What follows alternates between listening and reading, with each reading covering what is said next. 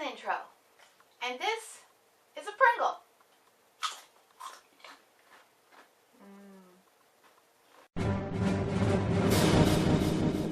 Hi everybody, this is Diana, aka Pop Culture Diva 42, and this is another episode of Superhero SNAPShow, where this week I'm going to be talking about the last couple of episodes of Alphas, and of course the last two episodes of Young Justice, Targets and Terrors, because Young Justice is finally back. With Alphas, these last two episodes I think were very good. I was just about to quit Alphas 3 weeks ago, but they had two episodes in a row which were very good because they focused on the season story of Red Flag. I kind of get the feeling that Alphas, when it focuses on Freak of the Week type episodes, it's not doing so well, and those kinds of episodes have become very stale. The abilities of those alphas are beginning to resemble each other too much. But with Red Flag type of episodes, I'm still very interested. You see a better team dynamic, and you see alphas with abilities that are more interesting. And like for instance in the episode Blind Spot from 2 weeks ago, you had an alpha who could topple a building, played by the magnificent Brent Spinner, and of course he needed a little bit of time to get up to that level, but still, considering the abilities we've seen so far from the alphas, that is a pretty impressive physical feat. And with the episode this week, we had a shapeshifter, and this ability of shapeshifting was vital for the plot twist at the end of the episode, which I completely didn't expect the plot twist in this week's The Unusual Suspects, because shapeshifting is a pretty out-of-the-box ability for alphas. So far, alphas has relied mostly on abilities that start and end in the brain based on abilities that the brain already has but exaggerated, and shapeshifting is definitely not within that sphere. But I like the episode. I like the way that the characters interacted and kind of didn't trust each other. So far with alphas, you've seen these characters get along great, and you know, the whole family feeling that they're trying to cultivate. But now it really gets to the point where they actually don't trust each other very much, and all in all, I just really liked the idea of separating them but then bringing them back together. And like I said, the plot twist at the end was very well handled.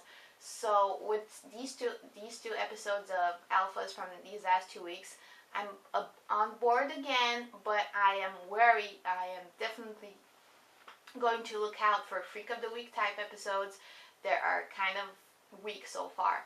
Young Justice. With Young Justice, these last two episodes, Targets and Terrors, which we've seen since the show came back, they focused a lot on Superboy and Megan. And I, as a Superboy fan, cannot really be disappointed by this. But Targets, for instance, the 10th episode, I think it had a lot of pacing problems because it kept switching back and forth between what was going on with Red Arrow and the League of Shadows, and then what was going on in high school with Connor and Megan. And I just thought it just didn't work, like going from a tense action sequence to a light-hearted moment with Megan and Superboy, and just everything that took place in high school I could have lived without. It didn't really go anywhere. Even the character moments themselves were not that good, but I really liked the action scenes that dealt with Red Arrow and Aqualad and Cheshire. I thought the fight choreography was great, and of course it's always good to see Lex Luthor and Ra's al Ghul, which are two of the most awesome villains in the DC universe. So if we could have had an episode that focused solely on what was going on with that situation in Ralasia, which by the way is a terrible name, it would have turned out to be a much better episode. With Terrors from this week, I really don't know how to feel about it, because again, it focused a lot on Superboy and Megan, and Kid Flash and Robin are nowhere to be seen. I really like the idea of having an episode where the villains outnumber the heroes, and the villains are plotting something, and even villains that are probably lesser known and they're not really known for being strategists or tacticians. Also the idea of having a league of villains with cold-based powers. And I also really like the fact that we got to see Superboy himself kind of burst out of his shell a little bit, not only have some good character moments, but also prove that he's actually a pretty smart guy and he can come up with his own plans.